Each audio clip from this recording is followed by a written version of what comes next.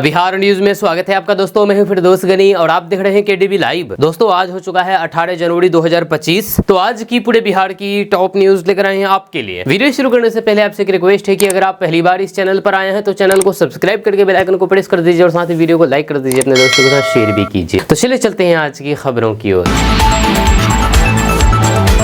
दोस्तों आज बिहार न्यूज की शुरुआत सबसे पहले करेंगे कि कांग्रेस नेता राहुल गांधी आज पटना आ रहे हैं, जहां पर वे बीपीएससी री एग्जाम के लिए अनशन कर रहे अभ्यर्थियों से मुलाकात करेंगे। सूत्रों के अनुसार राहुल गांधी गर्दनी बाग धरना स्थल पर जाकर के अनशन कर रहे अभ्यर्थियों से मिल सकते हैं या फिर अभ्यर्थी स्वयं राहुल गांधी से मिल सकते हैं। राहुल गांधी ने इस आंदोलन में अभ्यर्थियों को अपना समर्थन देने का संकल्प लिया है। जब उनकी ये मुलाकात इस समय के राजनीतिक परिप्रेक्ष्य में बेहद महत्वपूर्ण मानी जा रही है, क्योंकि बिहार में बीपीएससी बापू परीक्षा केंद्र री एग्जाम फॉर ऑल को लेकर के अभ्यर्थियों का संघर्ष तीव्र रूप ले चुका है। इसके लिए अभ्यर्थियों का सत्याग्रह जारी है। साथ ही साथ इस विवाद को लेकर के अभ्यर्थियों ने बिहार बंद और फिर गांधी मैदान में कई प्रदर्शन किए थे। राहुल गांधी के बिहार दौरा और फिर मुलाकात से अभ्यर्थियों के हौसले को नया उत्साह मिल सकता है।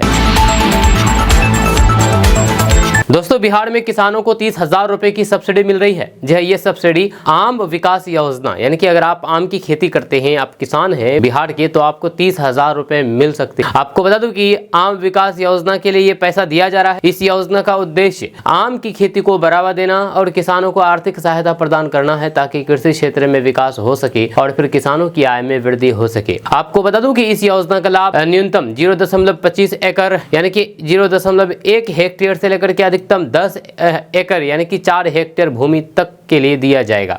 वहीं पर क्षेत्र विस्तार के लिए आम के पौधे की आपूर्ति बिहार के centre of excellence Desari, Vaishali और संबंधित जिलों के प्रखंड उद्यान नर्सरी से की जाए। अनुदान राशि के बारे में अगर बात किया जाए तो इस योजना में आम की खेती के लिए पहले वर्ष में प्रति हेक्टेयर 18,000 रुपए की अनुदान राशि दी जाएगी। इसके बाद द्वितीय और फिर तृतीय वर्ष में 6,000 रुपए प्रति वर्ष की सहायता राशि प्रदान की जाएगी।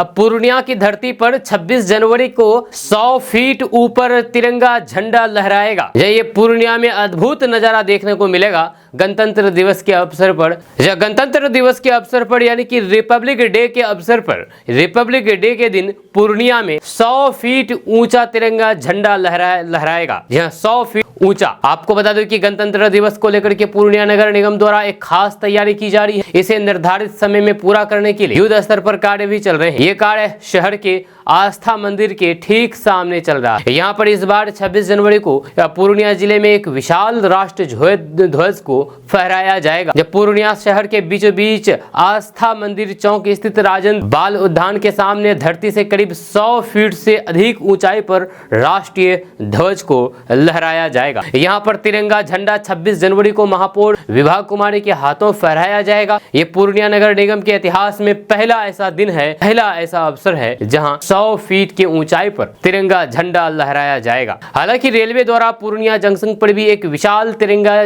झंडा लगाया गया है, लेकिन निगम प्रशासन द्वारा ये पहला अवसर है। इससे शहर वासियों में खुशी की लहर है। लोग भी बेसब्री से इंतजार में हैं कि अब अपने शहर के बीचों बीच 100 फीट से ज्यादा की ऊंचाई पर तिरंगा झंडा हमेशा लहराएगा। झंडे के लिए फॉक्स लाइट्स भी लगाने की योजना है, ताकि इसका सीधा फोकस ऊपर तिरंगे पर पड़े और फिर रात के वक्त भी ये दूर से लोगों को नजर आ सके, दिखाई दे। वहीं पर हाई मास्ट पोल पर लाइट लगाने के बाद रात की रोशनी में देश का राष्ट्रीय ध्वज खूबसूरत नजर आएगा। जब पूर्णिया शहर के मध्य विशाल राष्ट्रीय ध्वज को स्थापित करने में नगर निगम की महापौर विभा कुमारी का भी अथक प्रयास रहा है।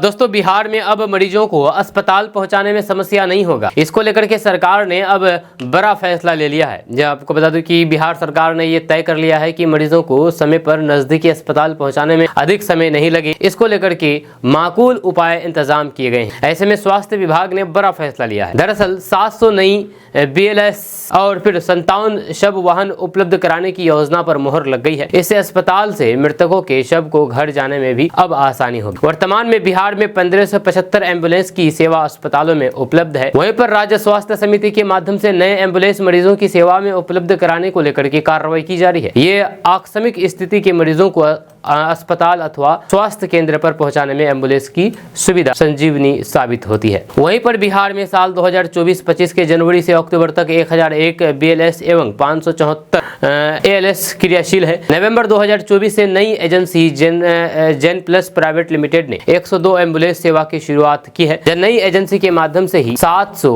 BLS एवं 57 शव वाहनों को 102 एम्बुलेंस सेवा की से जोड़ेगी। दोस्तों, राहुल गांधी के बिहार दौरे को लेकर के नीतीश सरकार के मंत्री अशोक चौधरी ने बड़ा हमला बोला है। जी हां, आपको बता दूं कि राहुल गांधी के बिहार दौरे पर बिहार सरकार के मंत्री अशोक चौधरी ने कहा कि कांग्रेस की हालात ऐसी है कि कांग्रेस ने बिहार में पड़ोसी के भरोसे अपने आने वाले परिवार को छोड़ दिया है। अशोक चौधरी ने कहा है कि जब मालिक मर जाएगा तो फिर दूसरे के बेटा को कौन पालेगा। लालू प्रसाद कांग्रेस के साथ ऐसा ही कर रहे हैं। जब लोगों को उम्मीद थी कि राहुल गांधी जब राष्ट्रीय अध्यक्ष हुए थे तो फिर कांग्रेस अपने पैरों पर खड़ी हो जाएगी, लेकिन ऐसा नहीं हो पाया। जब बिहार में कांग्रेस को खोने के लिए कुछ भी नहीं है, कांग्रेस बिहार में जब तक अपने पैरों पर खड़ी नहीं होगी, आने वाले 50 सालों में लालू प्रसाद यादव कांग्रेस को पनपने नहीं देंगे। जब मंत्री अशोक चौधरी ने बड़ा बयान देते हुए कहा कि इस बार महागठबंधन को 2010 से भी कम सीटें मिलेंगी। वहीं पर अशोक चौधरी ने कहा है कि आरजेडी के अंदर कई मुद्दों पर कंफ्यूजन है, या आरजेडी कैसे उन मुद्दों से निपटती है देखा जाएगा। 2020 में नीतीश कुमार जेडीयू के खिलाफ साजिश हुई थी। इस राज्य की जनता आज भी उन्हें प्यार करती है, खुद को उनके हाथों में सुरक्षित मानती है। नीतीश कुमार को लेकर के तेजस्वी यादव परसेप्शन बनाने की कोशिश कर रहे हैं। दोस्तों, बिहार में सर्द पछुआ हवा ने शीतलहर जैसे हालात उत्पन्न कर दिए हैं। जब पटना, गया, सारण, मुजफ्फरपुर, दरभंगा, भागलपुर, पूर्णिया, कोसी और फिर मुंगेर प्रमंडल के कई जिलों में शुक्रवार सुबह भी कोहरा छाया रहा। जब मौसम विभाग के अनुसार आने वाले 2 से 3 दिन बाद ठंड बढ़ सकती है। मौसम विभाग के अनुसार आने वाले 2 से 3 दिन के बाद ठंड बढ़ सकती है। यह आज 18 जनवरी से 22 जनवरी तक पश्चिमी विक्षोभ आएगा, इससे कनकनी बढ़ेगी। राज्यवासियों से यानी कि पूरे बिहार वासियों से अपील की गई है कि वे हर हाल में ठंड से सावधानी बरतें। इधर कल कई इलाकों में तो दृश्यता 50 मीटर से भी कम है। इसका असर रेल और फिर विमान सेवा पर भी पड़ा है। कई फ्लाइट और फिर ट्रेनें लेट से बिहार पहुंच रही है। वहीं पर मौसम विज्ञान केंद्र के अनुसार अगले 24 घंटे के बाद पश्चिमी विक्षोभ आएगा। इससे तापमान में 3 से 4 डिग्री गिरावट आ सकती है। पटना, गया, नवादा, नालंदा, औरंगाबाद, रोहतास, बक्सर, भोजपुर, जहानाबाद, अरवल समेत कई इलाकों में बादल छाए रहेंगे। इधर आज के मौसम की बात करें तो फिर सर्द पछुआ हवा के कारण न्यूनतम और अधिकतम तापमान में अंतर को कम कर दिया है। इस कारण ठिठुरन बढ़ गई है। पिछले 24 घंटे में सबसे ज्यादा ठंड बांका में ही पड़ी है। यहाँ का तापमान 8.1 डिग्री सेल्सियस रिकॉर्ड किया गया है। इसके बाद डेहरी का 8.5 डिग्री, पूसा का 8.8 डिग्री दर्ज किया गया है। दोस्तों, इस बार बिहार में कई एक्सप्रेस वे बन रहे हैं। वहीं पर बिहार सरकार भी लगातार सड़कों का जाल एक्सप्रेस वे बिछा रहे हैं। वहीं पर केंद्र सरकार बिहार में कई एक्सप्रेस वे बनवा रही है। इस एक्सप्रेस वे के बन जाने के बाद 20 से ज्यादा जिलों की सूरत बदलने वाली है। ऐसे में आपको 3 एक्सप्रेस वे के बारे में बताते हैं जो आज बिहार के अलावा उत्तर भारत के लिए अधिक महत्वपूर्ण है। जब भारत सरकार बाबा विश्वनाथ की नगरी वाराणसी को कोलकाता से जोड़ने जा रही है। इस एक्सप्रेस वे का एक बड़ा हिस्सा बिहार से होकर के गुजरेगा। 610 किलोमीटर लंबे इस एक्सप्रेस वे को बनाने के लिए 35,000 करोड़ रुपए की लागत आएगी। इस एक्सप्रेस वे के 2026-27 तक पूरा होने की उम्मीद है। इस एक्सप्रेस वे का 187 किलोमीटर का हिस्सा बिहार से होकर के गुजरेगा, जिसमें कैमूर, रोहतास, औरंगाबाद और फिर गया जिला शामिल है। वहीं पर यूपी के गोरखपुर को पश्चिम बंगाल के सिलीगुड़ी से जोड़ने के लिए ये एक्सप्रेस वे बनाया जा रहा है। इस एक्सप्रेस वे का बड़ा हिस्सा बिहार से होकर के गुजरेगा। इसके जरिए 10 जिलों को जोड़ा जाएगा। इसमें गोपालगंज, पूर्वी चंपारण, मोतिहारी, पश्चिमी चंपारण, शिवहर, दरभंगा, मधुबनी, सुपौल, अररिया, किशनगंज, फारबिसगंज, सीतामढ़ी शामिल। ये एक्सप्रेस वे 519 किलोमीटर लंबा होगा, जिसका 416 किलोमीटर का हिस्सा बिहार से होकर के गुजरेगा। इस एक्सप्रेस वे की कुल लागत 25,000 करोड़ रुपए आएगी। ये एक्सप्रेस वे भी 2025 के आखिरी तक बन करके तैयार हो जाएगा। वहीं पर हल्दिया रक्सौल एक्सप्रेस वे, ये एक्सप्रेस वे बिहार के रक्सौल को बंगाल के हल्दिया से जोड़ेगा। इसकी कुल लंबाई 650 किलोमीटर होगी। ये बिहार के 9 जिलों से होकर के गुजरेगा। इन जिलों में बांका, शेखपुरा, नालंदा, सारण, पटना, जमुई, मोतिहारी, पश्चिमी चंपारण और मुजफ्फरपुर जिला शामिल। इस एक्सप्रेस वे को 2026 तक बन करके तैयार होने की उम्मीद है। दोस्तों, पूर्व केंद्रीय मंत्री भाजपा के कद्दावर नेता सैयद शाहनवाज हुसैन कल किशनगंज के बहादुरगंज आए। यहां पर उन्होंने कहा है कि एनडीए बिहार में एकजुट है। आगामी विधानसभा चुनाव 2025 हम सभी मिलकर के लड़ेंगे, जिसका नेतृत्व बिहार के मुख्यमंत्री नीतीश कुमार करेंगे। ये बात शाहनवाज हुसैन अररिया से ठाकुरगंज जाने के क्रम में बहादुरगंज में कही है। आपको बता दूं कि शुक्रवार को बहादुरगंज स्थित सिकंदर नगर में भाजपा कार्यकर्ताओं से बातचीत के दौरान ये बातें कही है। इससे पहले सैयद शाहनवाज हुसैन का यहां पहुंचने पर पार्टी कार्यकर्ताओं ने फूल माला पहना करके एवं बुके देकर के भव्य स्वागत किया। उन्होंने कहा कि बिहार में चुनावी माहौल का आगाज हो चुका है। जब बिहार में एनडीए गठबंधन भी मजबूत है, मुख्यमंत्री बिहार में प्रगति यात्रा पर हैं और फिर बिहार डबल इंजन की सरकार में प्रगति की ओर अग्रसर बढ़ रहे हैं। उन्होंने कहा कि बिहार में आगामी विधानसभा चुनाव मुख्यमंत्री नीतीश कुमार के नेतृत्व में ही लड़ाया जाएगा और फिर चुनाव के बाद फिर से नीतीश कुमार ही बिहार के मुख्यमंत्री होंगे। आगामी विधानसभा चुनाव को लेकर के एनडीए की सभी पार्टी के प्रदेश अध्यक्ष की अगुवाई में संयुक्त रूप से पार्टी कार्यकर्ताओं की जिला स्तर पर बैठकें हो रही है। उन्होंने पार्टी कार्यकर्ताओं का हौसला अफजाई करते हुए कहा कि इस बार किशनगंज जिले का चारों विधानसभा सीट एनडीए के खाते में आएगी। वहीं पर शाहनवाज हुसैन ने आरजेडी की चर्चा करते हुए कहा कि जब तक लालू प्रसाद यादव जी हैं तब तक आरजेडी हैं, उसके बाद ये दल टुकड़ों में बट जाएगा। राजद के घर में फूट पड़ी हुई है। सैयद शाहनवाज हुसैन अपने किशनगंज से पुराने संबंधों का जिक्र करते हुए इतना भर कहा कि यहीं से मेरी राजनीतिक यात्रा शुरू हुई है, जिसे हम कभी भी नहीं भूल सकते। दोस्तों, बिहार के मुख्यमंत्री नीतीश कुमार के बेटे निशिकांत कुमार ने एक बहुत बड़ा बयान दिया है। बड़ा बयान देते हुए बिहार वासियों से अपील की है कि आगामी विधानसभा चुनाव में मुख्यमंत्री नीतीश कुमार और उनकी पार्टी को एक और मौका दिया जाए। ये कहना है मुख्यमंत्री नीतीश कुमार के बेटे निशिकांत कुमार का। उन्होंने कहा कि पिताजी ने बिहार के लिए बहुत अच्छा काम किया है और मैं बिहार के लोगों से अपील करता हूँ कि वे उन्हें और फिर उनकी पार्टी को फिर से सत्ता मिले। जब उनसे पूछा गया है कि क्या वे खुद राजनीति में उतरेंगे, तो निशिकांत कुमार ने इस पर कोई भी स्पष्ट प्रतिक्रिया नहीं दी है और कहा है कि इस बारे में कुछ नहीं कह सकता। इस बयान से यह स्पष्ट हो गया है कि वे फिलहाल राजनीति में सक्रिय नहीं होंगे, लेकिन पिताजी की नीतियों को लेकर के उनका समर्थन पूरी तरीके से है। मुख्यमंत्री नीतीश कुमार के बेटे का यह बयान तब सामने आया है जब बिहार में आगामी विधानसभा चुनाव को लेकर के राजनीतिक हलचल तेज हो गई है। निशिकांत कुमार के इस बयान ने यह सवाल उठा दिया है कि क्या वे भविष्य में अपनी भूमिका राजनीति में निभाने के लिए तैयार होंगे या फिर नहीं। दोस्तों, केंद्र या फिर राज्य सरकार की तरफ से नई योजनाओं के लिए जमीन अधिग्रहण में होने वाले परेशानियां अब नहीं होगी, क्योंकि बिहार में राजस्व एवं भूमि सुधार विभाग की ओर से नई गाइडलाइंस जारी कर दी गई है। इसके तहत जमीन मालिकों को बड़ी राहत मिलने वाली है। नई गाइडलाइन से न सिर्फ जमीन मालिकों को सुविधा होगी, बल्कि संबंधित विभाग को भी जमीन अधिग्रहण में आसानी होगी। राजस्व एवं भूमि सुधार विभाग के अपर मुख्य सचिव दीपक कुमार ने बिहार के सभी प्रमंडल आयुक्त और फिर सभी जिलाधिकारियों को पत्र के माध्यम से निर्देश दिया है कि जो उचित प्रावधान है उसके तहत भविष्य में जमीन अधिग्रहण करके उस पर कार्रवाई करें। बीते 15 जनवरी को पत्र जारी कर दिया गया है। यह कहा गया है कि आमतौर पर देखा जाता है कि खतियान के आधार पर जमीन अधिग्रहण में दर निर्धारित की जाती है और फिर सभी जमीन मालिकों के पास पुराने सर्वे का खतियान है, जो कि 60 साल 70 साल या फिर किसी के पास 100 साल पुराना है, उसके आधार पर मुआवजा देना उचित नहीं है। यही वजह होती है कि जमीन अधिग्रहण में परेशानियां झेलनी पड़ती है।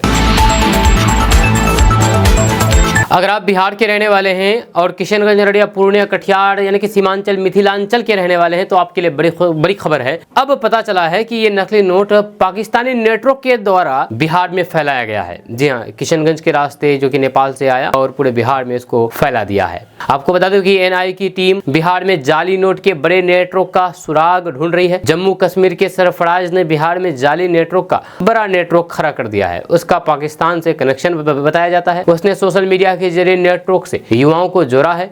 नेपाल में बिहार के युवाओं को जाली नोट की खेप सौंपता है, जहां से नेटवर्क से जुड़े हुए युवा बिहार और फिर देश के अन्य राज्यों में इसे खपाते हैं। एनआईए की टीम भागलपुर, सिवान, मोतिहारी, मुजफ्फरपुर समेत कई शहरों में इस नेटवर्क से जुड़े हुए युवाओं का सुराग ढूंढ रही है। जब पूर्वी चंपारण के बंजरिया में बीते साल सितंबर में खंडवा पुल के पास से पुलिस ने 1,95,000 रुपए के 500 से 390 जाली नोट बरामद किए थे।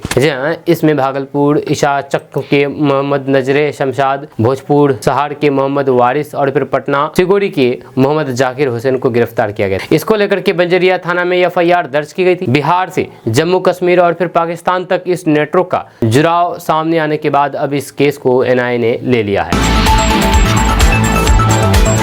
दोस्तों, कांग्रेस नेता राहुल गांधी आज बिहार आ रहे हैं, पटना आ रहे हैं। उनके आने से पहले ही बिहार में सियासत तेज हो गई है। जेडीयू ने इंडिया गठबंधन की एकजुटता पर सवाल खड़ा कर दिया है। आपको बता दूं कि जेडीयू प्रवक्ता अभिषेक झा ने एक न्यूज चैनल से बातचीत करते हुए राहुल गांधी पटना आने पर कहा कि ये राहुल गांधी पटना तो आ रहे हैं, लेकिन इंडिया गठबंधन बिखरा हुआ दिख रहा है। कोई भी साझा कार्यक्रम नहीं हुए हैं। राहुल गांधी सहयोगी दलों के नेताओं के साथ मंच शेयर नहीं करेंगे। वहीं पर अभिषेक झा ने कहा कि पिछली बार जब वे यानी कि राहुल गांधी आए थे तो फिर तेजस्वी यादव ने गाड़ी चला करके मेजबानी की थी, लेकिन आज जानबूझ करके आरजेडी ने अपनी राष्ट्रीय कार्यकारिणी की बैठक बुलाई है ताकि राहुल गांधी को संदेश दिया जा सके कि हम में से कोई भी आपके साथ नहीं जाने वाले हैं। आरजेडी तय कर चुकी है कि पिछले विधानसभा चुनाव की गलती नहीं दोहराएंगे, जब कांग्रेस को काफी कम सीटें देंगे। कांग्रेस को कैसे नीचा दिखाना है ये आरजेडी ने दिखा दिया है। वहीं पर जेडीयू नेता पर पलटवार करते हुए किशनगंज से सांसद डॉक्टर मोहम्मद जावेद आजाद ने कहा कि कांग्रेस दफ्तर में कार्यक्रम है, सहयोगी दल क्यों आएंगे, सिर्फ कांग्रेस के नेता रहेंगे। बापू सभागार में संविधान सुरक्षा सम्मेलन है जो कि सामाजिक संगठनों द्वारा आयोजित किया गया, जिसमें सिर्फ राहुल गांधी को आमंत्रित किया गया है, जहाँ वहाँ पर भी सहयोगी नहीं रहेंगे। क्या बीजेपी दफ्तर में कोई भी कार्यक्रम होता है तो फिर जेडीयू वाले जाते हैं। वहीं पर किशनगंज सांसद डॉक्टर जावेद आजाद ने कहा कि क्या बीजेपी में कोई अगर कार्यक्रम होता है तो जेडीयू वाले जाते हैं क्या वहाँ पर, या फिर जेडीयू दफ्तर में कार्यक्रम होता है तो बीजेपी वाले आते हैं क्या यहाँ पर, नहीं ना, ये सवाल है। साथ ही साथ किशनगंज सांसद डॉक्टर जावेद आजाद ने कहा है कि राहुल गांधी के बिहार दौरे से कि जेडीयू बौखला गए हैं, इसलिए इंडिया गठबंधन के बिखराव के आरोप लगा रहे हैं। दोस्तों, बिहार सरकार ने सरकारी योजनाओं के तहत जमीन अधिग्रहण के दौरान उत्पन्न होने वाले विवादों से बचने के लिए एक महत्वपूर्ण दिशा निर्देश जारी किया है। इस नए निर्देश का उद्देश्य भूमि अधिग्रहण के दौरान पारदर्शिता बढ़ाना और फिर भूमि निर्धारण की प्रक्रिया को स्पष्ट करना है। विशेष रूप से इस दिशा निर्देश में जमीन की प्रकृति और फिर वर्गीकरण के निर्धारण के संबंध में कई अहम बदलाव किए गए हैं। जमीन की प्रकृति का निर्धारण के बारे में अगर बात किया जाए तो अब जमीन की प्रकृति का निर्धारित वर्तमान स्थिति के आधार पर किया जाएगा, न कि 100 साल पुराने खतियान के आधार पर। यह तो आपको पता है। इससे उन जमीनों में होने वाले विवादों की संभावना कम होगी जिनका 100 साल पहले का खतियान या फिर रिकॉर्ड उपलब्ध नहीं है। यह निर्णय किसानों और फिर जमीन मालिकों के लिए बहुत ही एक बड़ी राहत प्रदान करेगा, क्योंकि पुराने दस्तावेज के आधार पर जमीन की भूमि की श्रेणी निर्धारित में अक्सर अस्पष्टता और फिर भ्रम की स्थिति उत्पन्न होती थी। दोस्तों, बिहार के भागलपुर में हैरान कर देने वाला मामला सामने आया है। यहाँ पर बैंक ऑफ बड़ौदा के सीएसपी संचालक ने 100 से ज्यादा खाता धारकों को 40 लाख रुपए का चूना लगाया है। जी हाँ, सीएसपी संचालक ने, यानी कि जो सीएसपी चला रहा है, सीएसपी चलाने वाले व्यक्ति, उन्होंने ही 100 से ज्यादा खाता धारकों को 40 लाख रुपए का चूना लगाया है। आरोपी सीएसपी संचालक ने हेराफेरी करके उनके खाते से रकम उड़ा दी है। खाता धारकों के बायोमेट्रिक फिंगरप्रिंट लेकर के अवैध तरीके से पैसे की निकासी कर ली गई। मामले का जब भंडाफोड़ हुआ तो फिर सीएसपी संचालक प्रवीण कुमार महतो कागज लेकर के फरार हो गया। ये मामला नवगछिया अनुमंडल अंतर्गत खरीफ थाना क्षेत्र की चोरहड़ गांव से सामने आया है, जब मामले को लेकर के परेशान खाता धारकों ने पुलिस से लिखित शिकायत की है। बीते दिन गुरुवार को दर्जनों खाता धारकों के साथ सीएसपी का एफआई समन्वयक रोशन कुमार खरीफ थाना पहुंचा। उसने आरोपित सीएसपी संचालक प्रवीण कुमार के विरुद्ध प्राथमिकी दर्ज करवाई है, जिसके बाद थाने में ग्राहक की लिस्ट तैयार की गई है। दोस्तों, बिहार में अवैध तरीके से की गई जमीन की जमाबंदियों पर अब कड़ी कार्रवाई की जाएगी। बिहार सरकार ने राजस्व एवं भूमि सुधार विभाग के तहत सीओ को यह अधिकार दिया है कि ये डिजिटलाइजेशन प्रक्रिया के तहत लॉक जमाबंदी को अनलॉक करें। इसके पहले यह अधिकार भूमि सुधार एवं उप समाहर्ता के पास था, लेकिन हाल ही में हुई समीक्षा में यह पाया गया है कि ये व्यवस्था प्रभावी नहीं थी। इसके बाद सरकार ने इस व्यवस्था में बदलाव करते हुए सीओ को यह अधिकार सौंपा है। लॉक जमाबंदी से तात्पर्य उन जमाबंदियों से है जिनमें कोई गलत जानकारी दर्ज की जाती है या फिर जहां पर सरकारी जमीन पर अवैध तरीके से कब्जा किया जाता है। अब सीओ को यह अधिकार प्राप्त होगा कि ये ऐसे मामलों की जांच करें और फिर सरकारी जमीन पर की गई अवैध जमाबंदी को रद्द कर सके। जब किसी जमाबंदी में सरकारी जमीन की पहचान होती है तो फिर सीओ के द्वारा उस पर जांच की जाएगी। अगर इस जमाबंदी में कोई गड़बड़ी या फिर अवैध कब्जा पाया जाता है तो उसे रद्द करने की कार्रवाई की जाएगी। दोस्तों, एलजेपी रामविलास के प्रमुख चिराग पासवान ने बीपीएससी री एग्जाम की मांग कर दी है। उन्होंने कहा है कि सरकार में हूं इसलिए मैं धरना आंदोलन नहीं कर सकता, लेकिन मैं बीपीएससी री एग्जाम की मांग करता हूं, इनके समर्थन में हूं। जी हां, जबकि वे खुद सरकार में है और वही मांग कर रहे हैं। आपको बता दें कि बीपीएससी पीटी री एग्जाम की मांग करते हुए चिराग पासवान ने कई सवाल भी खड़े कर दिए हैं। चिराग पासवान ने सरकार में शामिल रहने और फिर गठबंधन धर्म की मजबूरी बताते हुए कहा कि अगर वे विपक्ष में होते तो फिर आंदोलन भी करते। चिराग पासवान से एक न्यूज चैनल के कार्यक्रम क्रम में बीपीएससी विवाद से जुड़े हुए सवालों का जवाब दिया। चिराग पासवान ने अपने स्टैंड को लेकर के कहा कि मैं और मेरी पार्टी पूरी तरीके से छात्रों के साथ है। मैं मानता हूं कि कहीं ना कहीं इस परीक्षा में धांधली हुई है, कुछ तो अनियमितता बरती गई जिसके कारण री एग्जाम की नौबत आई है। चिराग पासवान ने कहा है कि मामला तब और गंभीर हो जाता है जब आप एक ही परीक्षा को 2 बार कराते हैं या दूसरी बार परीक्षा केवल कुछ ही बच्चों के लिए कराते हैं। यह उस सेंटर का री एग्जाम था जिसके बच्चे को बाद में 22 सेंटरों पर बैठ करके एग्जाम लिया गया, यानी कि 22 सेंटरों में गड़बड़ी हुई थी। ऐसे में बीपीएससी की जिम्मेदारी बनती है कि सभी बच्चों के पास बराबर मौके हो, जहाँ किसी को एडवांटेज ना मिले, इसलिए पूरी परीक्षा को फिर से करानी चाहिए। वहीं पर चिराग पासवान ने हाई लेवल जांच कमेटी बना करके इसकी जांच कराने की भी मांग की है। उन्होंने कहा है कि कई लोगों से परीक्षा की शिकायतें मिली है, सोशल मीडिया पर पेपर वायरल होने का भी जिक्र किया गया है। चिराग पासवान ने कहा है कि मैं अगर विपक्ष में होता तो फिर सरकार तक बात पहुंचाने के लिए आंदोलन और फिर धरना सब करता, लेकिन सरकार का मैं अभी हिस्सा हूं। ऐसे में गठबंधन की मर्यादा इसकी इजाजत नहीं देती है कि मैं इस तरीके के आंदोलन या फिर धरना का हिस्सा बनूं, क्योंकि गठबंधन में आपको मौका मिलता है कि सरकार के पास आप अपनी बातें रखें, और फिर मैं ये लंबे समय से करते आ रहा हूं।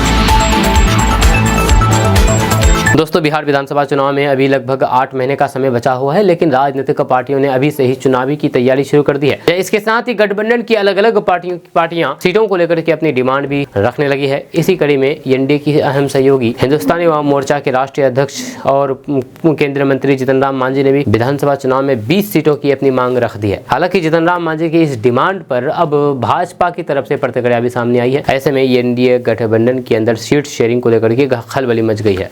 दरअसल इस मामले में भाजपा प्रदेश अध्यक्ष डॉक्टर दिलीप कुमार जायसवाल की ओर से जो जवाब दिया है, उससे ऐसा लग रहा है कि एनडीए के अंदर सीट शेयरिंग को लेकर के तालमेल की खूब कमी है।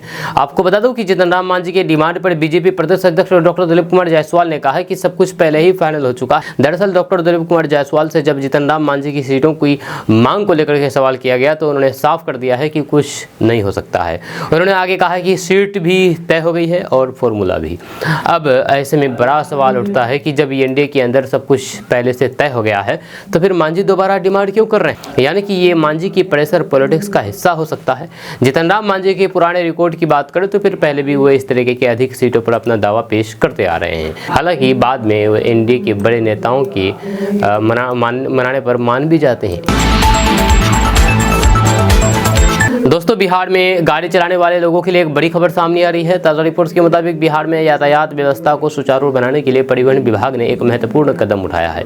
बिहार में अब ट्रैफिक पुलिस को गाड़ियों के पेपर की जांच करने का अधिकार मिल गया है। आपको बता दूं कि सरकार के इस फैसले से बिहार में वाहन चलाने के नियमों के उल्लंघन पर प्रभावी रोकथाम संभव हो सकेगी। पहले ट्रैफिक पुलिस के पास गाड़ियों के दस्तावेज जैसे कि वाहन का रजिस्ट्रेशन, बीमा, ड्राइविंग लाइसेंस और परमिट की जाँच करने का अधिकार नहीं था, लेकिन अब यह अधिकार ट्रैफिक पुलिस को दिया गया है। जी हाँ, इस फैसले से खास तौर पर शहरों में चलने वाले यात्री वाहनों जैसे कि ऑटो और फिर हाईवा पर चलने वाले बसों तथा अन्य बड़े वाहनों की जांच करने में महज सहूलियत होगी। इन वाहनों के परमिट की जांच ट्रैफिक पुलिस अब प्रभावी रूप से कर सकेगी, जिससे कई गैर कानूनी और फिर बिना वैध कागजात के चलने वाले वाहन आसानी से पकड़े जा सकेंगे। पहले वाहन मालिक और फिर ड्राइवर अपने वाहन के कागजात और फिर परमिट को सही तरीके से ना रखने पर भी कोई विशेष डर नहीं दिखाते थे और वे फर्जी या फिर फेल परमिट पर गाड़ी चला लेते थे। लेकिन अब ट्रैफिक पुलिस के पास ये अधिकार मिलने से इन गाड़ियों के खिलाफ कड़ी कार्रवाई की जाएगी। जहां राज्य सरकार ने ट्रैफिक पुलिस को ये विशेष अधिकार सौंपने के लिए संबंधित आदेश जारी कर दिया है। ये कदम सड़क सुरक्षा और फिर नियमों के पालन को बढ़ावा देने के उद्देश्य से उठाया गया है। अब गाड़ियों की जाँच के दौरान यदि कोई भी वाहन बिना वैध कागजात या फिर बिना परमिट के चलता पाया जाता है तो फिर उसके खिलाफ कार्रवाई की जाएगी। दोस्तों, केंद्र सरकार के कर्मचारियों के मन में लड्डू फूट रहे हैं, जब कईयों ने तो घर, कार आदि लेने की प्लानिंग भी शुरू कर दी है। आप सोच रहे होंगे कि आखिर अचानक ऐसा क्या हो गया। तो दरअसल प्रधानमंत्री नरेंद्र मोदी ने बृहस्पतिवार को केंद्र कर्मचारियों के वेतन और फिर पेंशन भोगियों के भत्ते में संशोधन के लिए 8वें वेतन आयोग के गठन को मंजूरी दे दी है। सूचना एवं प्रसारण मंत्री अश्विनी वैष्णव ने बताया है कि प्रधानमंत्री ने केंद्र सरकार के कर्मचारियों के लिए 8वें केंद्रीय वेतन आयोग को मंजूरी दे दी है। आयोग के चेयरमैन और फिर 2 सदस्यों की नियुक्ति जल्द की जाएगी। मंत्री ने कहा कि 2025 में नए वेतन आयोग के गठन की प्रक्रिया शुरू होने से ये सुनिश्चित होगा कि 7वें वेतन आयोग का कार्यकाल पूरा होने से पहले इसकी सिफारिशें प्राप्त हो जाए और फिर उसकी समीक्षा की जाए। सूत्रों ने बताया है कि इस कदम से रक्षा के क्षेत्र में काम कर रहे कर्मचारियों सहित केंद्र सरकार के लगभग 50 लाख कर्मियों को लाभ होगा। दोस्तों, बिहार के किसानों के लिए एक शानदार खबर सामने आई है। अब उन्हें घर बैठे ही मुफ्त में बिजली कनेक्शन मिल सकेगा। जब बिहार सरकार ने मुख्यमंत्री कृषि विद्युत संबंधी योजना की शुरुआत की है, जिसके तहत बिहार के किसानों को मुफ्त में बिजली कनेक्शन, तार, पोल और ट्रांसफार्मर जैसी सुविधा मुहैया कराई जाएगी। इस योजना का लाभ लेने के लिए किसानों को कोई भी शुल्क नहीं देना होगा और फिर वे सरलता से इस सुविधा का लाभ उठा सकेंगे। आपको बता दें कि बिहार सरकार के इस कदम से बिहार के किसान बेहद खुश हैं, क्योंकि अब उन्हें बिजली कनेक्शन के लिए किसी भी प्रकार की धनराशि खर्च करने की आवश्यकता नहीं पड़ेगी। ये योजना किसानों को खेती में उपयोगी बिजली आपूर्ति सुनिश्चित करने के उद्देश्य से शुरू की गई है। इससे उन्हें अपने कृषि कार्यों को बेहतर तरीके से संचालित करने में मदद मिल सकेगी। किसान इस योजना के तहत लाभ लेने के लिए ऑनलाइन आवेदन कर सकते हैं। इसके लिए सरकार ने एक विशेष एप्लीकेशन सुविधा ऐप शुरू की है, जिसे किसान अपने स्मार्टफोन में डाउनलोड कर सकते हैं। इस ऐप पर जाकर के किसान को बिजली कनेक्शन के लिए आवेदन करना होगा। बिहार सरकार किसानों को मुफ्त में बिजली कनेक्शन प्रदान करेगी, जिससे उनके बिजली खर्चों में कमी आएगी। वहीं पर कनेक्शन के साथ साथ बिजली विभाग किसानों को आवश्यक तार, पोल और फिर ट्रांसफर भी मुफ्त में उपलब्ध कराएगी। इससे बिजली आपूर्ति में कोई भी रुकावट नहीं आएगी। वहीं पर इस योजना के लागू होने से किसानों को खेती बाड़ी में काफी मदद मिलेगी, खास करके उन किसानों के लिए जो कि सिंचाई के लिए बिजली का इस्तेमाल कर सकते हैं। आवेदन प्रक्रिया के बारे में अगर बात की जाए तो किसान अब घर बैठे ही इस सुविधा का लाभ उठा सकेंगे। ऑनलाइन आवेदन कर सकते हैं, जिससे उनकी यात्रा में समय की बचत होगी। प्रशांत किशोर तेजस्वी यादव से एक कदम आगे निकल गए हैं। आपको बता दूं कि नीतीश कुमार पर ऐसी बात कह दी है कि अब सर्दी में भी सियासत गरमाने वाली है। आपको बता दूं कि बिहार में दही चूड़ा के बाद सियासत हलचल बढ़ गई है। हर साल विधानसभा चुनाव होते हैं। इस साल विधानसभा चुनाव है, जी हाँ, हार जीत का समीकरण बनाने में सभी जुट गए हैं। जहाँ रणनीति बनाने लगी है, सभी दल विरोधियों को घेरने में जुट गए हैं। वहीं पर नीतीश कुमार और तेजस्वी यादव के बीच सीधी लड़ाई की सियासी फ्रेम में अब प्रशांत किशोर भी आ गए हैं। जी हाँ, अब जनसुराज पार्टी के मुखिया प्रशांत किशोर पर पर्सनल अटैक करने लगे हैं। जब प्रशांत किशोर ने नीतीश कुमार के मेंटल हेल्थ पर सवाल उठा करके बिहार के सियासी हवा को रफ्तार दे दी है। उन्होंने साफ कर दिया है कि नीतीश कुमार को अपने मेंटल हेल्थ की जांच करानी चाहिए। दरअसल प्रशांत किशोर ने नीतीश कुमार पर लेटेस्ट हमला किया है। जब प्रशांत किशोर ने कहा कि नीतीश कुमार के मानसिक स्वास्थ्य की जाँच होनी चाहिए। प्रशांत किशोर ने कहा कि हमारी ये मांग है कि बिहार सरकार आधिकारिक तौर पर विज्ञप्ति जारी करे कि क्या बिहार की व्यवस्था चलाने में नीतीश कुमार मानसिक रूप से स्वस्थ हैं। शायद आज नीतीश कुमार की स्थिति ऐसी है कि वे कोई भी निर्णय खुद नहीं ले रहे हैं। इस पर जेडीयू और फिर बीजेपी ने पलटवार कर दिया है। जेडीयू ने तो एक कदम आगे बढ़ करके कह दिया है कि प्रशांत किशोर तो राजनीतिक रूप से बेशर्म है। दोस्तों, महिलाओं में कैंसर के मामले बढ़ने लगे हैं। अब सवाल है कि आखिर महिलाओं में कैंसर के मामले क्यों बढ़ रहे हैं। इसकी एक बहुत बड़ी वजह सामने आ गई है। आपको बता दूं कि अमेरिकन कैंसर सोसाइटी की एक रिसर्च के अनुसार कैंसर का ट्रेंड अचानक शिफ्ट होने लगा है। सर्वे में सामने आया है कि 1991 से 2022 के बीच कैंसर से होने वाले लोगों की जान जाने वाली 34% तक की कमी आई है। हालांकि कम उम्र की महिलाएं तेजी से कैंसर जैसी गंभीर बीमारी का शिकार हो रही है। आखिर इसकी वजह क्या है, ये सवाल है। तो आपको बता दें कि अमेरिकन कैंसर सोसाइटी के द्वारा जारी की गई रिपोर्ट्स के अनुसार पुरुषों की तुलना में महिलाओं को कैंसर होने का खतरा बढ़ गया है। जहाँ पुरुषों में कैंसर केस कम हुए हैं, तो महिलाओं में ये तेजी से बढ़ रहे हैं। खास करके 50 से 64 साल की आयु वाली महिलाओं में कैंसर की दर पुरुषों से अधिक पाई गई है। वहीं पर पुरुषों से तुलना की जाए तो 50 साल से कम आयु वाली महिलाओं में कैंसर के मामले 82% तक बढ़ गए हैं। इस रिपोर्ट्स में एक अच्छी खबर सामने आ रही है कि कैंसर से होने वाले लोगों की जान जाने में 34% की गिरावट दर्ज की गई है। आंकड़ों के अनुसार पिछले 2 दशक यानी कि 20 साल में कैंसर से 4.5 मिलियन यानी कि 45 लाख लोग जान गई है। अब सवाल यह है कि आखिर ये कैसे मुमकिन हुआ। तो रिपोर्ट्स की माने तो धूम्रपान कम करने, बेहतर उपचार और फिर कैंसर का जल्द पता लगाने के कारण इसे मात देना आसान हो गया है। अगर बात करें महिलाओं में कैंसर के मामले अचानक क्यों बढ़ रहे हैं, तो कुछ स्पेशलिस्ट की माने तो खराब लाइफस्टाइल और फिर पर्यावरण में बदलाव के कारण महिलाओं में कैंसर के केस तेजी से बढ़ रहे हैं। इसके अलावा पुरुषों की तुलना में महिलाएं ज्यादा मोटापे का शिकार होती है, जिससे कैंसर के मामले भी बढ़ने लगे हैं। कम उम्र की महिलाओं में एंडोमेट्रियल कैंसर देखने को मिला है, जिससे इसका सीधा संबंध मोटापे से है। दोस्तों, बिहार में इन दिनों पोस्टर पॉलिटिक्स खूब हो रही है, जोरों पर है। बीजेपी के जरिए एक बार फिर से पोस्टर लगा करके प्रशांत किशोर पर बड़ा हमला बोला गया। बीजेपी ने अब प्रशांत किशोर को भी पप्पू बता दिया है। जी, आपको बता दो कि पटना में शुक्रवार को लगाए गए पोस्टर में प्रशांत किशोर की गंगा में डुबकी लगाने वाली तस्वीर लगाते हुए तस्वीर बनी हुई है, जिसमें लिखा है कि नकली पंडित। साथ ही लिखा है कि विश्वास नहीं होता कोई इतना खुद को कैसे गिरा सकता है। पोस्टर में यह भी लिखा गया है कि एक ब्राह्मण जेनेऊ न पहन करके गंगा स्नान करके राजनीति के चक्कर में मिटा लिया अपने वजूद को। साथ ही लिखा गया है कि फ्रॉड किशोर है प्रदूषित और गंगा मैया को किया दूषित। दरअसल बीजेपी नेता कृष्ण सिंह कल्लू ने बीजेपी दफ्तर के आगे पोस्टर लगाया है। उसमें बीजेपी के तमाम प्रमुख नेताओं की भी तस्वीरें हैं, जहां उन्होंने कहा कि बिना जेनेऊ के गंगा स्नान करके पीके ने स्नान धर्म का अपमान किया है, ब्राह्मणों का अपमान किया है, इसको पाकिस्तान भेज देना चाहिए। जब सियासत चमकाने के चक्कर में अपना वजूद मिटा दिया है। कोई भी ब्राह्मण गंगा में डुबकी लगाने से पहले जेनेऊ पहनता है, ये खुद को भगवान बताते हैं लेकिन नकली पंडित है। बिहार वासियों के लिए बहुत अच्छी खबर है, क्योंकि अब बिहार में मात्र 7 दिनों में ही दाखिल खारिज की रिपोर्ट मिल जाएगा। आपको बता दूं कि बिहार में जमीन से संबंधित दाखिल खारिज और फिर परिमार्जन प्लस के मामले में अब एक नई व्यवस्था लागू की जा रही है, जिसके तहत राजस्व कर्मचारी 7 दिनों के भीतर अपनी रिपोर्ट संबंधित कार्यालय को सौंपेंगे। ये कदम राज्य सरकार द्वारा इस प्रकार के मामले में हो रही देरी और फिर शिकायतों को दूर करने के लिए उठाया गया है। अब तक राजस्व कर्मचारियों द्वारा समय पर रिपोर्ट न देने के कारण कई जमीन से जुड़े हुए मामले तय समय सीमा में निपटाया नहीं जा सके थे। राजस्व एवं भूमि सुधार विभाग और फिर राज्य सरकार को लगातार इस संबंध में शिकायतें मिल रही थी कि राजस्व कर्मचारी अपनी रिपोर्ट समय पर नहीं देते हैं, जिससे अंचल कार्यालय में कामकाज में देरी हो रही थी। जब विशेष रूप से दाखिल खारिज और फिर परिमार्जन प्लस जैसे मामलों में ये समस्या अधिक थी। इन मामलों में देरी के कारण भूमि संबंधित विवादों का समाधान समय पर नहीं हो पा रहा था, जिससे आम जनता को परेशानी का सामना करना पड़ता था। समीक्षा में यह भी बात सामने आया है कि बिहार के कई अंचल में दाखिल खारिज और फिर परिमार्जन प्लस के मामले तय समय सीमा से अधिक समय तक लटके हुए थे।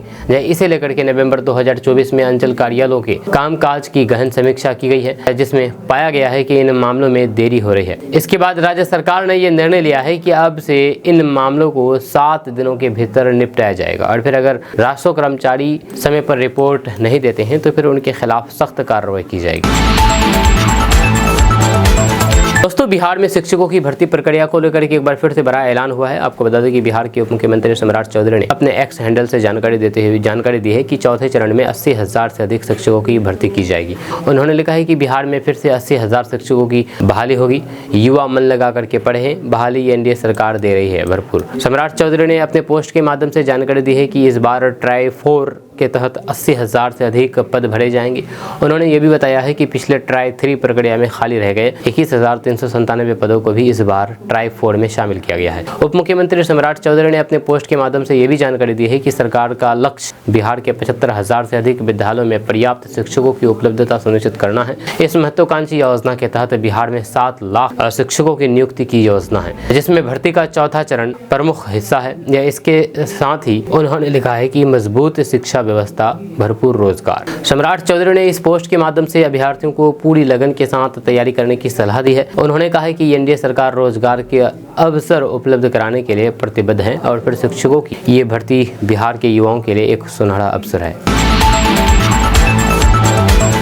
दोस्तों, अभी तक आपने सोशल मीडिया पर अपने पालतू कुत्ते, तोता और फिर अन्य जानवरों का बर्थडे सेलिब्रेट होते हुए देखा होगा, लेकिन बिहार के खगड़िया में पहली बार एक गाय का बर्थडे सेलिब्रेट हुआ है। यह खगड़िया जिले के परबत्ता प्रखंड के कबेला गांव के एक किसान परिवार ने अपने घर में मौजूद गाय का जन्मदिन धूमधाम से मनाया। किसान परिवार इस गाय को अपने घर का सदस्य मानते हैं। हिंदू धर्म में गौ सेवा को सबसे बड़ा पुण्य माना जाता है। जब बताया जाता है कि कबेला गांव के शरण झा ने गाय की बच्चिया को ही अपनी बेटी मान लिया है। शरण झा ने मीडिया से बातचीत में कहा कि हमें ना कोई बहन हुई है और ना ही कोई बेटी। किसान शरण झा का कहना है कि वे अपनी गाय को बेटी मान करके उसका जन्मदिन मना रहे हैं। शरण झा कल उनका यानी कि गाय का जन्मदिन धूमधाम से मनाया है, जहां पर लोग अपने बेटे और फिर बेटी का जन्मदिन मनाया करते हैं। वहीं पर पहली मर्तबा इस इलाके में किसी किसान ने अपनी बच्चिया को ही बेटी के रूप में मान करके उसका जन्मदिन धूमधाम से मनाया है। यह केक काटा गया है इस मौके पर और जन्मदिन पर 500 लोगों को भोजन पर आमंत्रण किया गया है। पूरे इलाके में इस बच्चिया के जन्मदिन की चर्चा जोरों पर है। शरण झा कहते हैं कि उनकी बच्चिया 3 महीने की गर्भवती भी है, जब वे अगले साल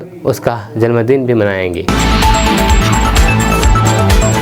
भागलपुर वासियों के लिए बड़ी खुशखबरी है। भागलपुर जिले के गौरीडीह में एक नया अंतर्राष्ट्रीय आधुनिक बस स्टैंड बनाने की योजना है, जिसके लिए जिला प्रशासन द्वारा जमीन की तलाश की जा रही है। जिलाधिकारी ने बाईपास के पास स्थित भूमि का निरीक्षण किया और फिर वहां पर संभावनाओं का आकलन किया। इसके बाद उन्होंने सदर अनुमंडल अधिकारी से चिन्हित भूमि के बारे में विस्तार से जानकारी मांगी है। जिलाधिकारी ने यह भी निर्देश दिया है कि सभी संबंधित विभागों से समन्वय स्थापित करके आवश्यक कार्रवाई की जाए, ताकि इस महत्वपूर्ण परियोजना को समय पर पूरा कर सके।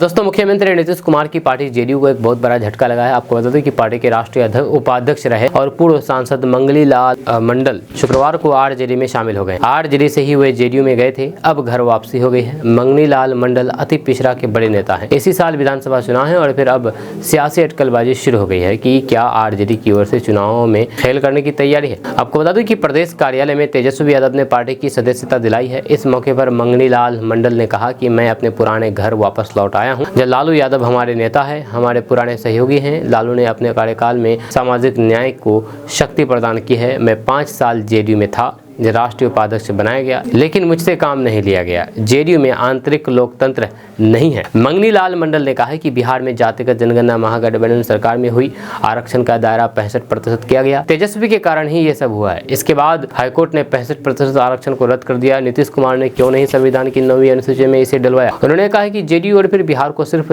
3 आदमी चला रहे हैं।